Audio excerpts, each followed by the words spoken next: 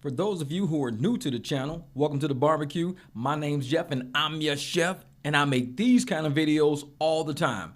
Now, I do live streams. They last about 3-4 hours, and not a lot of people want to watch those long live streams. So what I do is I go through the live streams and I find out parts where we really cooking. So then what seasoning tastes like? God damn! Parts where I think you might want to hear this, and I mean, it's really good information. Good things, especially if you're a content creator or somebody who's more interested in knowing the ins and outs of certain things we do around here. I throw stuff in smaller videos. So this video here is talking about YouTube and the direction YouTube's moving in, and if you're a content creator, how to actually get on board with what they're doing if you want to get more views. Now, if you just do like me, like the views don't matter. For me, it's about evergreen content. Always producing content that I can sit on there, people can come through, watch, enjoy, have a good time with. Doing things just to get views is not always a good thing, because you might sell your soul out just to get views. And now the integrity of your channel goes downhill. I want people to come to my channel and realize at no point will I have to sell my soul out just to get you to watch. If you don't want to see it, cool, somebody else does. And the right person is going to watch it and they're going to go, you know what? I want to do content with this guy. I think he's pretty good. Versus me looking like a complete idiot and people going, man, he is one stupid ass dude. I'd never do content with this dude. Sometimes low quality better than high quantity. I want quality. Sometimes quality is better than quantity. And I go for quality content, not the quantity of people watching. Just how I am. The same thing like YouTube. Why are people screwing? To be on YouTube, YouTube right now is pushing shorts. I'm gonna give y'all a game about YouTube. YouTube right now is pushing shorts. When you open up YouTube, bam, I'm gonna open it right now. Guess what? My home page is nothing but shorts. That's all it is. A bunch of shorts. Oh, let me do like this so you can see what I'm talking about. It's a bunch of shorts. These are all shorts. That's it. As soon as I open YouTube, these are all shorts. And then the videos start. My first video is what? Nate the Lawyer. So after Nate the Lawyer comes Live Video School.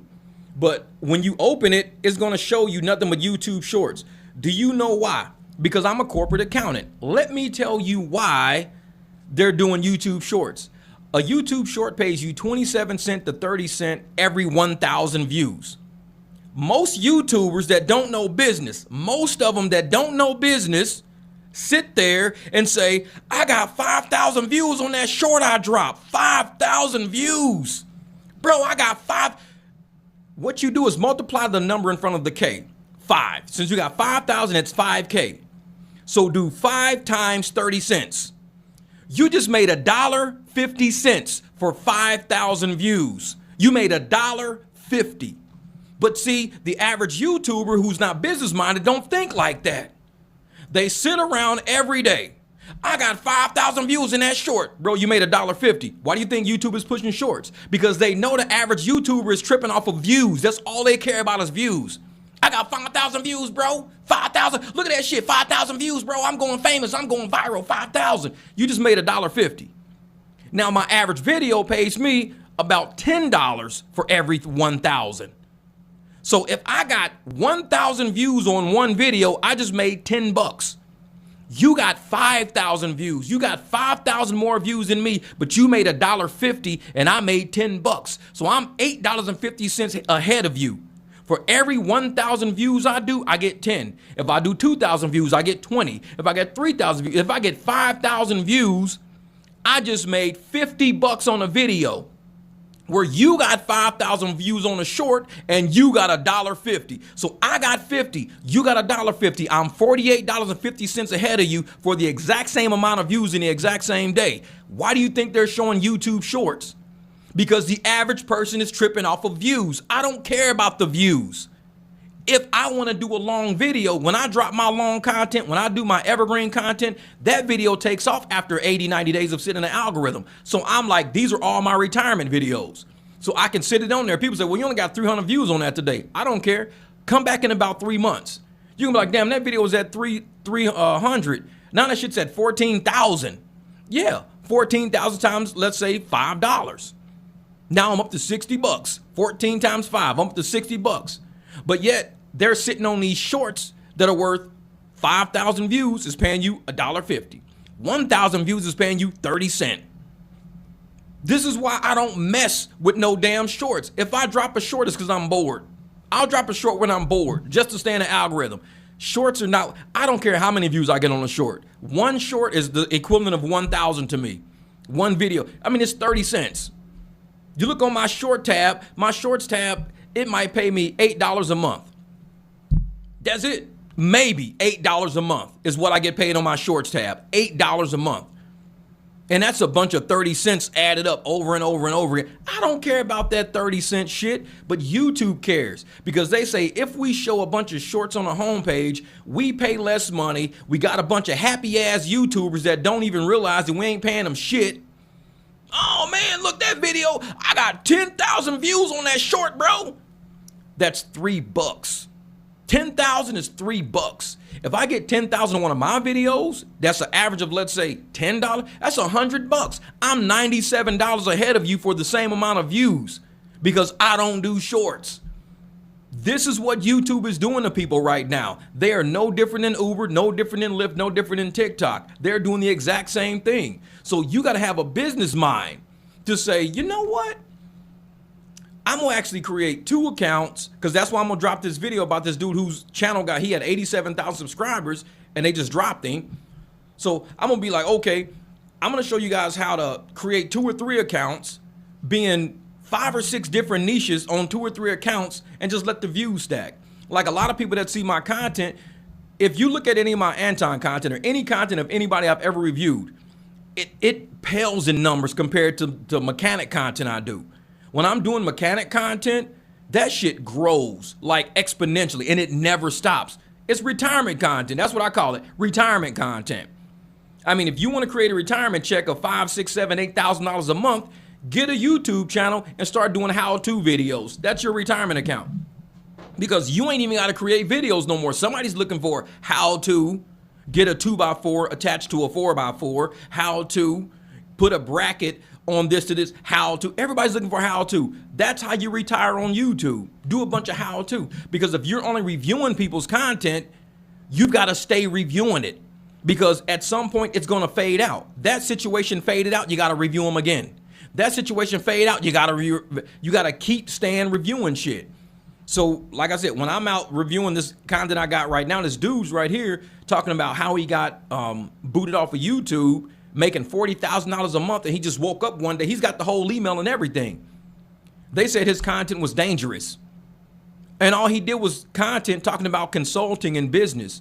He didn't do content like me or Anton Daniels or anybody else. He didn't do no content like, he did content talking about how to start your own companies and how to do, and they said it was dangerous content. He even appealed it.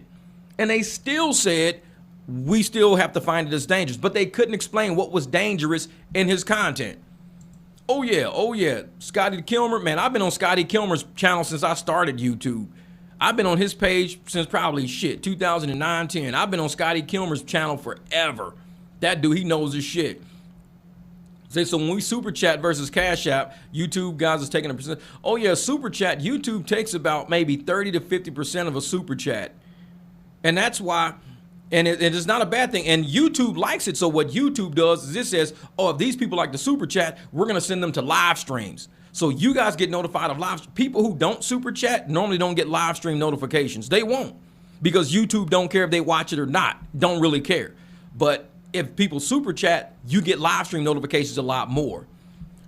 What we're doing is we're now going Patreon route, because Patreon gives us 90% of the money. YouTube takes about half. Patreon says we're going to give you 90%. They only take a 10% fee and whatever tax you classify for to take out, because I get tax taken out of mine too. So if you sign up for a $5 membership on my channel, I'm going to get about $3.50, $4 out of that. But if you give me $5 on YouTube, I'm going to get about $2.50, $2.75 out of that.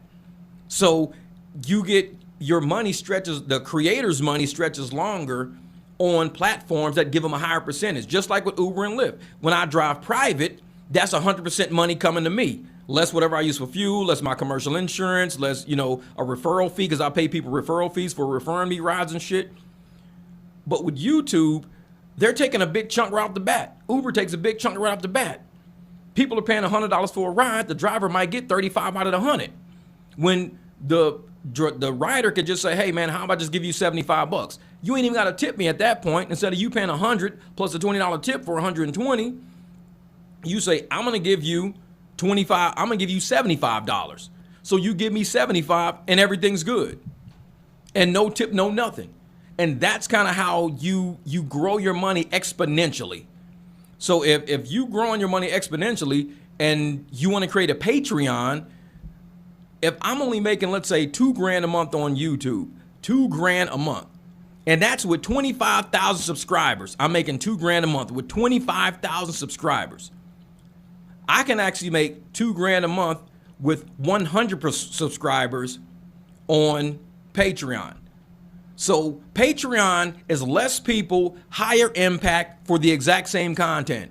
But you get more introspective content because on my Patreon, I show things that I don't show on YouTube. There are things on my Patreon that I haven't brought over because it's behind a paywall and I just leave it back there. And it entices people to say, well, I want to see what's behind the curtain. And there's a lot behind the curtain. So they go, well, I'll just pay to get in and see what's behind the curtain. YouTube don't like that because YouTube wants us to put all of our content on YouTube to keep people coming to YouTube. But the problem is YouTube will boot you for a guideline for no reason. Creators don't have stability. So if people are sitting around thinking that they're stable with YouTube, when you got guys with 87,000 subscribers making $40,000 a month, waking up to email saying your content is dangerous, but the guy's like, I do business content. What do you mean it's dangerous? When we got rappers making videos, we got, people out here thugged out on YouTube, but yet they stay on YouTube. But a businessman gets booted. It's because he's too smart and he's too intellectual and he's teaching people business to the point to where, just like with Uber and Lyft, they want slaves. They don't want intelligence. They want slaves. So if they can keep slave mentality and keep people on their apps who don't think outside of the box, the app is going to make a ton of money, just like with Uber and Lyft. The app's going to take a ton of money. YouTube will make a ton of money. But if you get a smart person on YouTube and say, hey, you guys, join my Patreon, I'm going to be putting way more highly intellectual, way more behind the scenes, way more in-depth content on my Patreon, that means less people going over there, but YouTube will be stuck at $2,000 a month, and I got to keep dropping videos nonstop, because you're only getting, what, $5, $10 a video?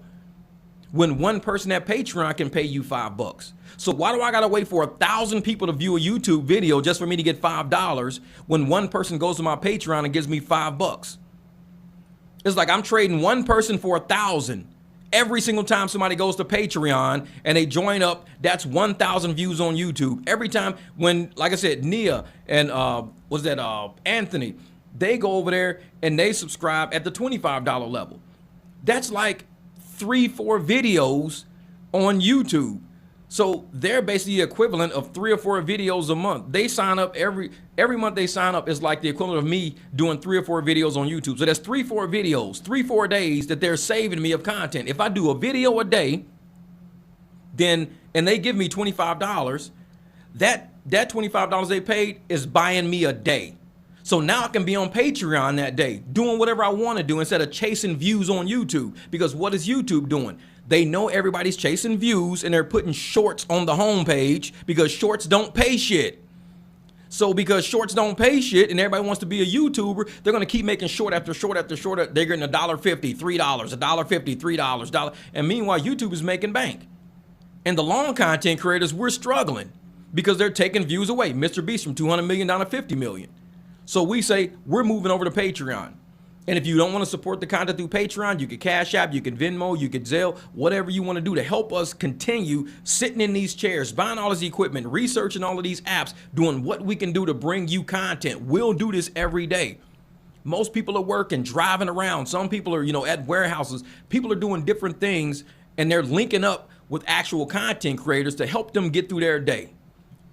And that's what we do. We choose to do that because I could be outside swimming. I could be digging up half my backyard to do something. I could be building this. There's a million things I could be doing right now. Working on one of my cars and my motorcycle. A million things I could be doing. Driving clients around.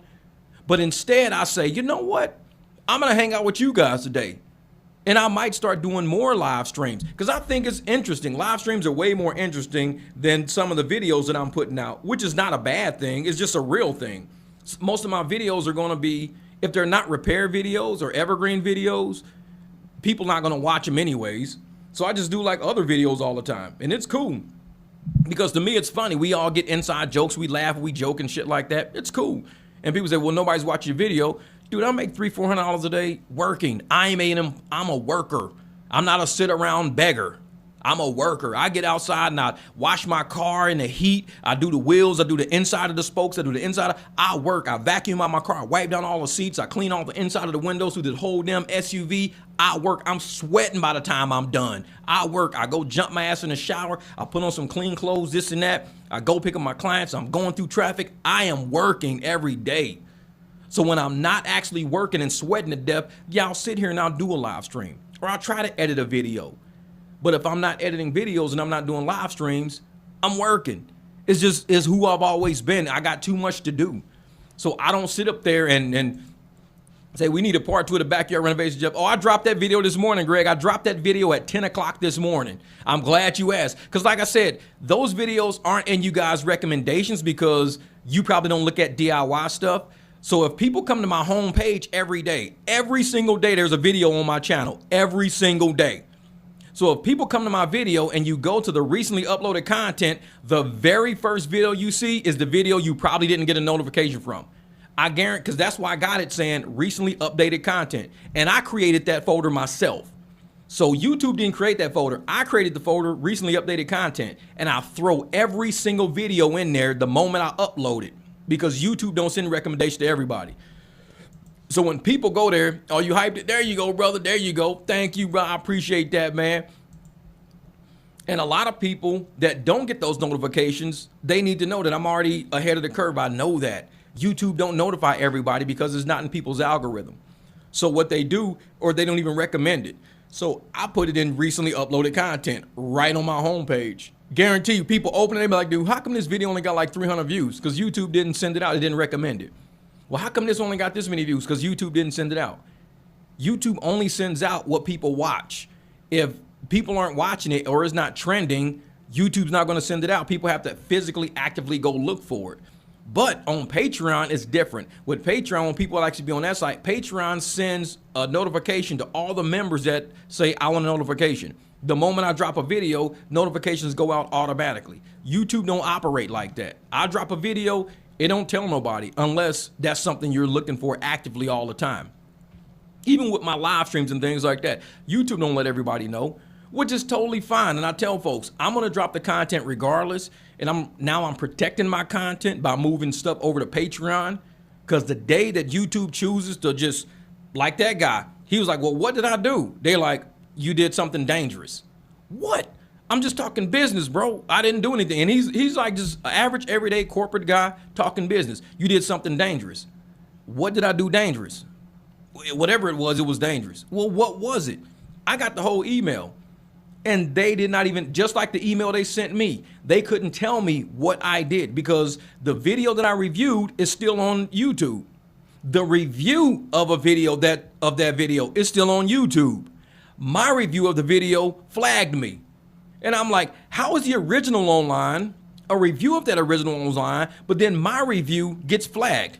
Oh, we don't know.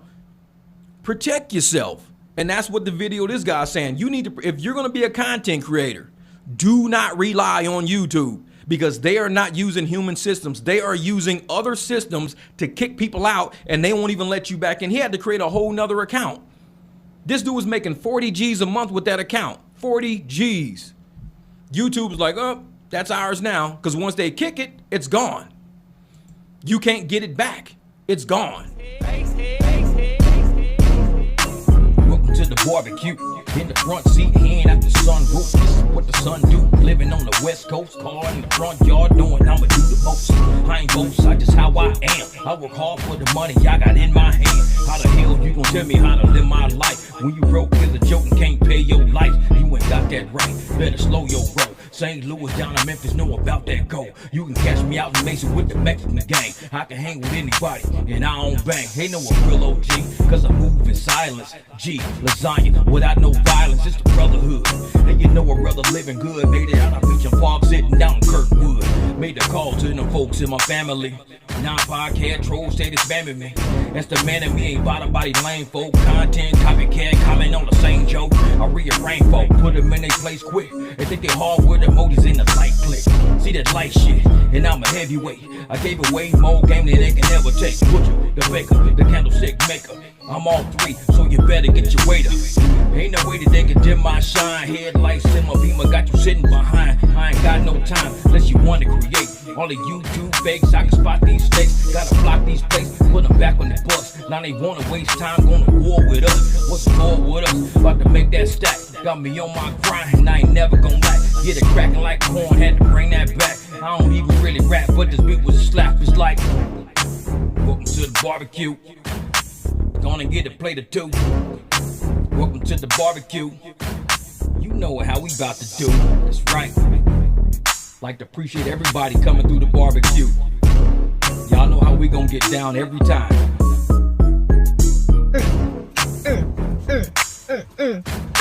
What? What?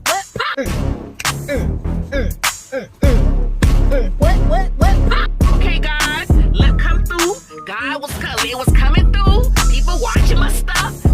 It get hot in the kitchen, boy. But you still gotta cook. And guess what? People gonna be coming with plates out. And they gotta be fed. You the chef, dog.